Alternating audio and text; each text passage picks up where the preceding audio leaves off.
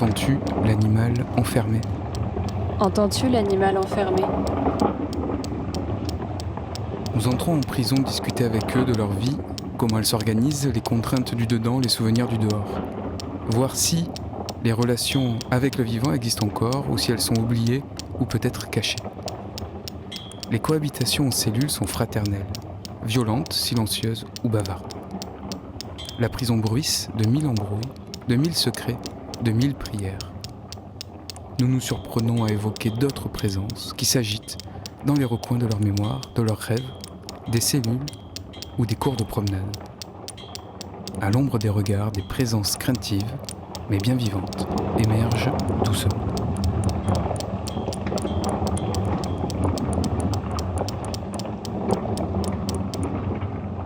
Ils entrent en prison pour discuter avec nous, voir comment on s'organise avec les contraintes, les souvenirs qui nous habitent.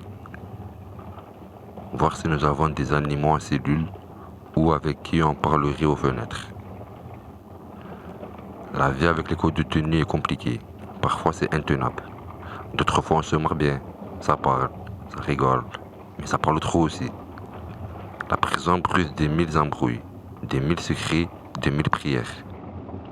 Nous nous surprenons à évoquer d'autres présences qui s'agitent dans les recoins de nos mémoires, de nos rêves, de nos cellules ou des cours de promenade. À l'ombre des regards, des présences craintives, mais bien vivantes, émergent tout doucement.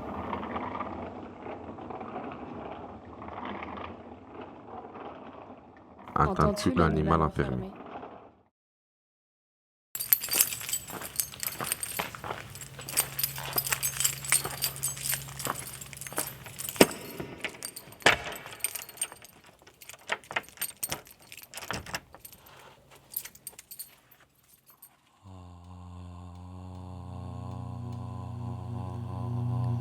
Il est 7 heures.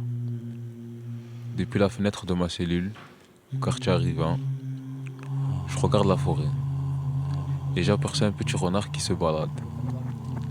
Il a un petit morceau dans la bouche, mais je n'arrive pas à voir ce que c'est. C'est parce que je suis trop loin. Je regarde le coucher du soleil avec les barbelés qui me servent de cadre. Je suis pensif. Je regarde les allées et venues des surveillants. D'où viennent-ils et d'où partent-ils ?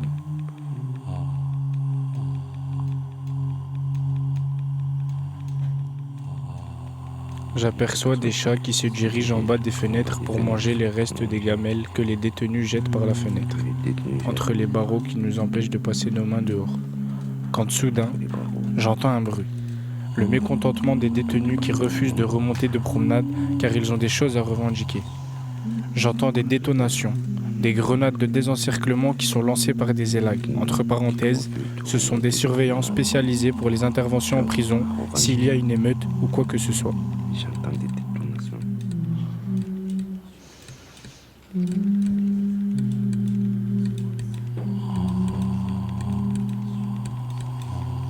Pour des interventions.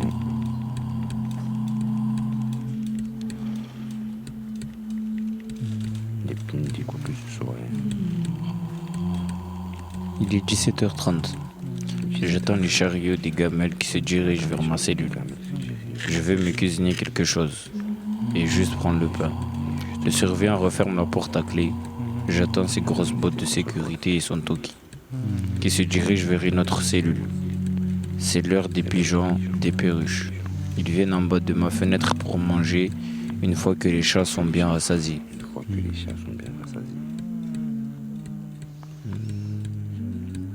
Il est 20h30.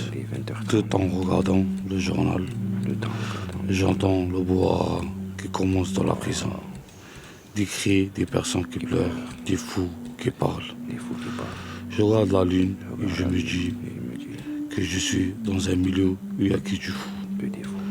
J'allume ma cigarette tout en écoutant de la musique pour m'évader de cette atmosphère chelou. C'est bientôt l'heure de dormir. Je me fais un petit thé et ensuite je vais me coucher. Et demain, rebelote. Et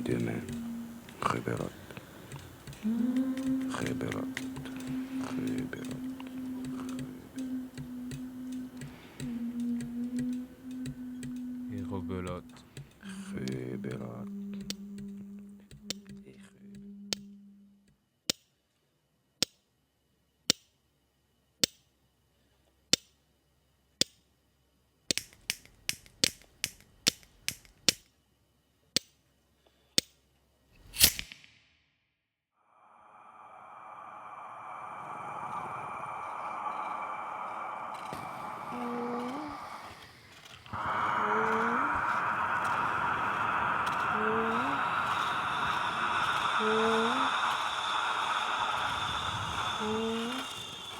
Le vent gonfle la serviette accrochée au barreau. La pluie mouille le sol poussiéreux de la cellule. L'homme est en sueur, épuisé par la chaleur orageuse de cette fin de journée.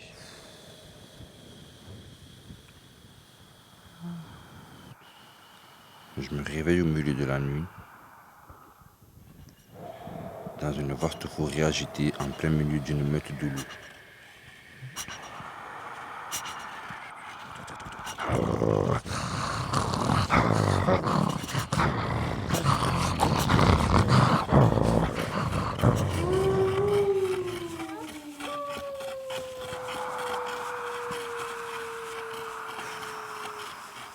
Surpris de ce rêve, je me lève et cours, et je cours.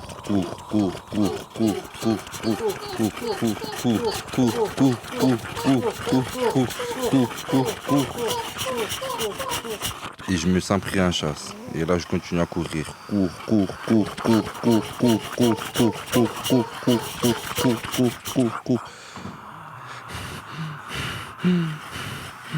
Et je réussis à me réfugier sous un arbre. Et là, je grimpe, et je grimpe.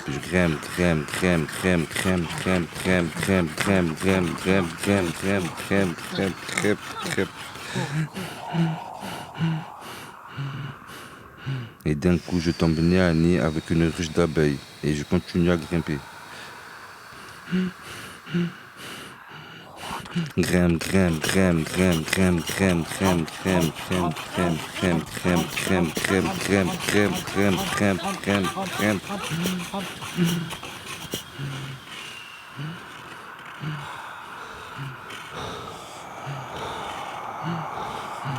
Arrivé en haut de l'arbre, je vois un ours au loin se rapprocher de moi.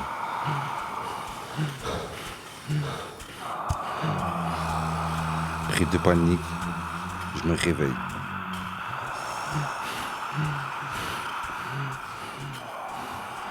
Plus de solution, j'ouvre les yeux.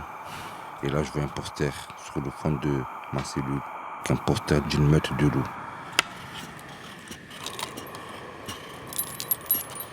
Le surveillant allume la lumière de la cellule. Il vérifie par l'œil ton que l'homme qui vient de hurler va bien.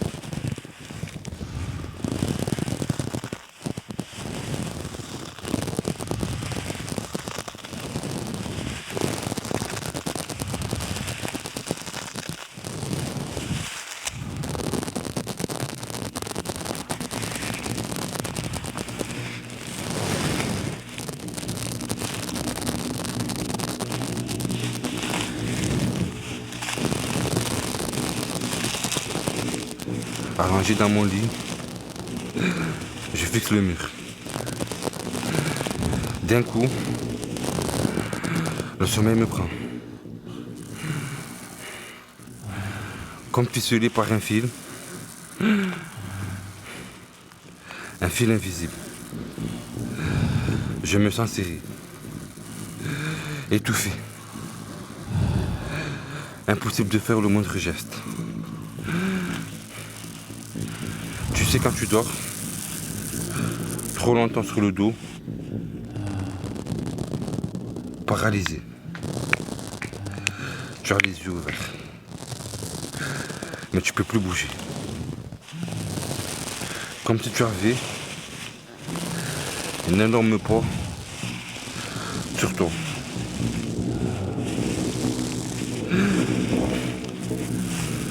J'ai les doigts et les bras et les jambes paralysées. Plus un mot. Eh ouais, j'ai peur. Là, en ouvrant les yeux, j'aperçois une énorme araignée en face de moi. Pris de panique, je commence à sentir mon cou bouger. Je vois mon corps qui se par la toile d'araignée. Je referme les yeux et je récite la shahada.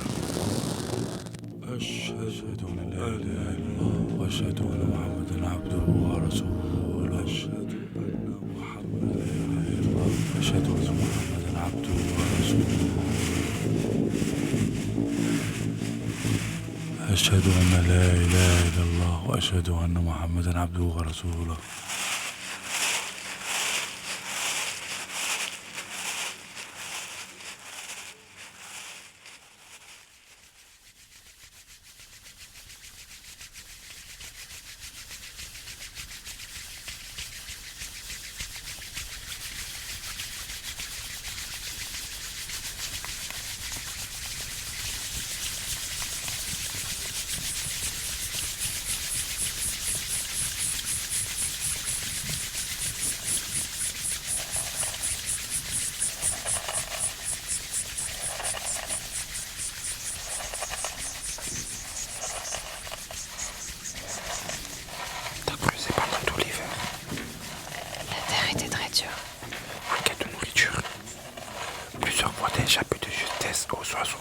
Ils m'ont raté de quelques millimètres, à peine.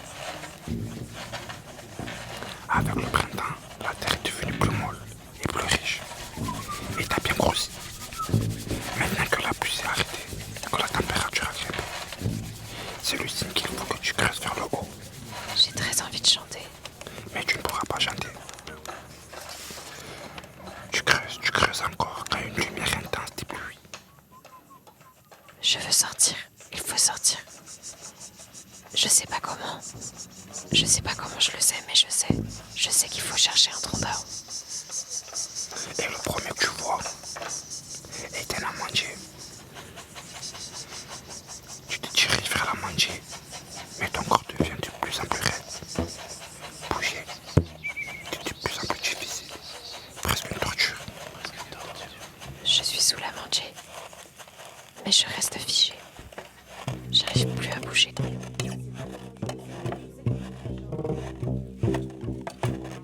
Ça prendra du temps, mais c'est ta première nuit. Tu ne le sais pas, tu te trouves enfermé 2 fois. Car l'amandier se trouve dans la prison. Et tu es juste à côté de moi. Est-ce que toi aussi tu cherches à faire ta mue? Une mue bien plus longue à faire, bien plus compliquée, parce que celle-ci ne s'achèvera pas seulement grâce à la force de la nature. Celle-ci ne s'achèvera qu'avec de la patience et de l'endurance. Toi, tu ne crains pas les oiseaux prédateurs. Tu crains les pensées qui te hantent. Elles risquent aussi de te dévorer. Moi, la cigale, quand j'aurai fini ma mue, je chanterai jusqu'à exploser. Moi, le détenu, après cette mue, je chanterai peut-être. J'ai bien dit peut-être.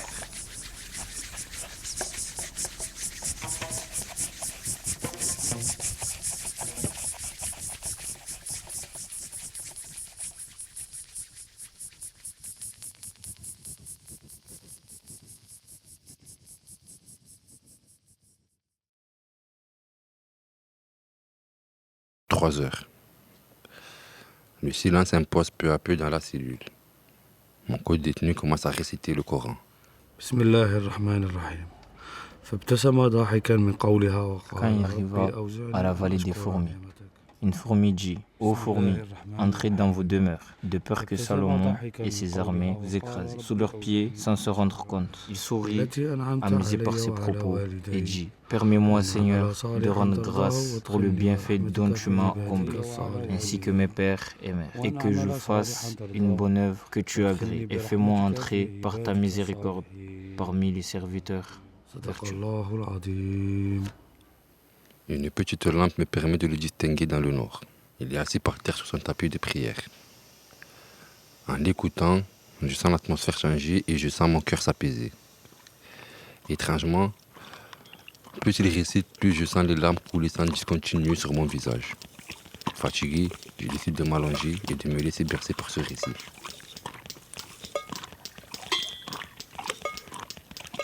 « 4 heures. Je suis réveillé par quelque chose qui court dans mon cou. Avec ma main, je tente de balayer cette gêne. Mon co-détenu m'aperçoit faire ce geste et me demande ce qu'il m'arrive. J'ai senti un truc marcher sur mon cou. Regarde si j'ai pas quelque chose. Ah oui, c'est une fourmi. Surtout ne la tue pas, car c'est une créature de ton créateur. Je me retourne dans mon lit en marmonnant. 5 heures. Une fourmi m'interpelle dans une langue inconnue. Je suis dans mon rêve. J'entends une petite voix qui me murmure. Jeune homme, réveille-toi de ton rêve car tu vis dans l'ignorance. Je lui réponds. Je ne suis pas un jeune homme, de quelle ignorance me parles-tu? Je continue mon chemin et plus loin je revois la même fourmi que j'avais laissée derrière moi. Elle me redit la même phrase. Réveille-toi. Réveille-toi de ton rêve car tu vis dans l'ignorance. 6 heures. Dans ma tête, les mots de la fourmi continuent à parler avec moi. En allumant la lumière, le surveillant me sort de mon rêve. Je suis transpirant dans mes draps. Je suffoque un peu. Devant l'évier, je me rince le visage. Je me regarde dans le miroir. Mon visage est sec et boursouflé. Et j'ai une sensation de fourmillement dans tout le corps. Avec mes mains, je me frotte pour chasser l'engourdissement. 7 heures. Inquiet, je réveille mon co-détenu. Ouais, qu'est-ce qu'il y a? Gros, tiens, lève-toi et prends ce café. J'ai un truc à te raconter. Oh, tu sais, cette nuit, dans mon rêve, j'ai vu une fourmi, elle m'a parlé. J'ai rien compris. Ah ouais? Tu avais une fourmi dans ton rêve? Et elle t'a dit quoi? Elle me faisait comprendre que j'étais un ignorant et que je devais me réveiller. Tu connais la signification de la fourmi dans un rêve? Je te mens pas, je ne la connais pas, gros. Ben tu sais quoi? Ouvre grand tes oreilles et écoute bien ce que je vais te dire. C'est pas un hasard. Si une fourmi vient te parler dans ton rêve, c'est qu'elle a un message à te faire passer. Et encore mieux, hier soir, avant que tu t'endormes, tu sais ce que j'ai récité? Non, je te mens pas, je sais pas. Ben j'ai récité une sourate sur la fourmi.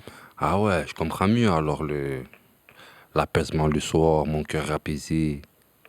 Je me sentais léger avant de dormir, c'est pour ça. Peut-être que oui, peut-être que non. Et tu penses que tu pourras m'en réciter d'autres? Tous les soirs, je vais en réciter une. Ça va, c'est carré.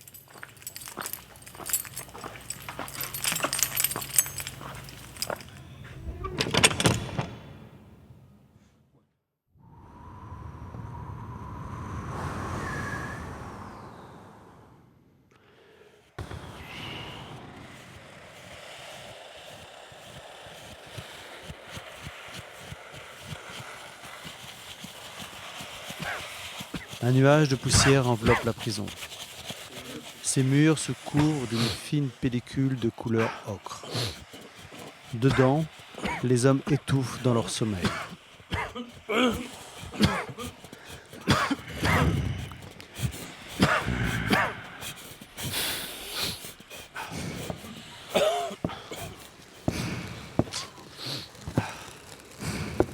Perdu entre rêve et réalité, je me réveille dans la peau d'un taureau.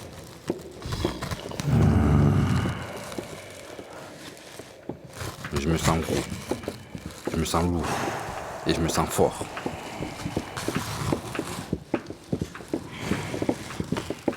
Pas le temps de réaliser ce qu'il m'arrive, j'attends le surveillant commencer sa ronde matinale.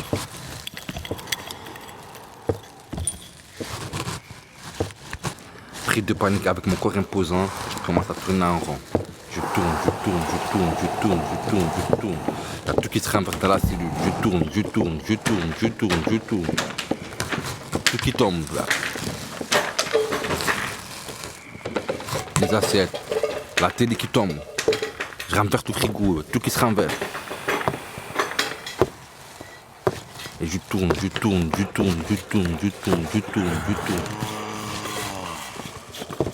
Le surveillant alerté par le vacarme se précipite. Il ne voit rien à travers l'œilleton, il ouvre la cellule. Cellule ouverte, je charge le surveillant et je cours. Je cours.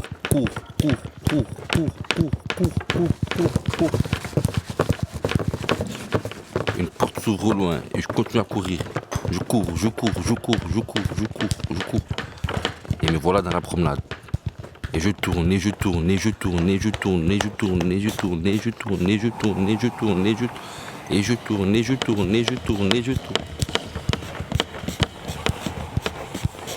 Tel un taureau dans son enclos, je continue à courir. Et je cours.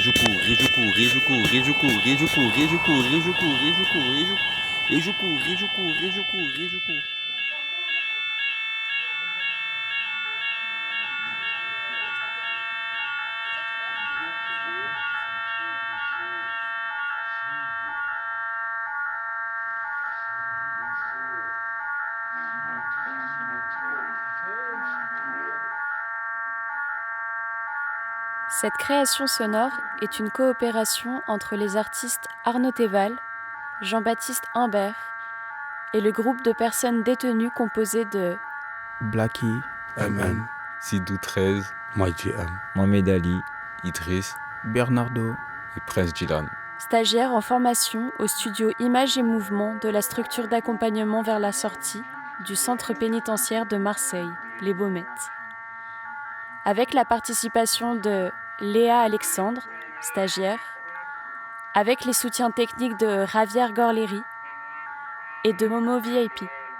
Une production lieu fictif, Caroline Cacaval, Marseille, 2023. Les personnes détenues qui ont participé à cette création sonore sont stagiaires de la formation audiovisuelle dispensée par lieu fictif et financée par le Conseil régional Sud Provence-Alpes-Côte d'Azur. Projet développé dans le cadre des actions de réinsertion portées en partenariat avec l'administration pénitentiaire.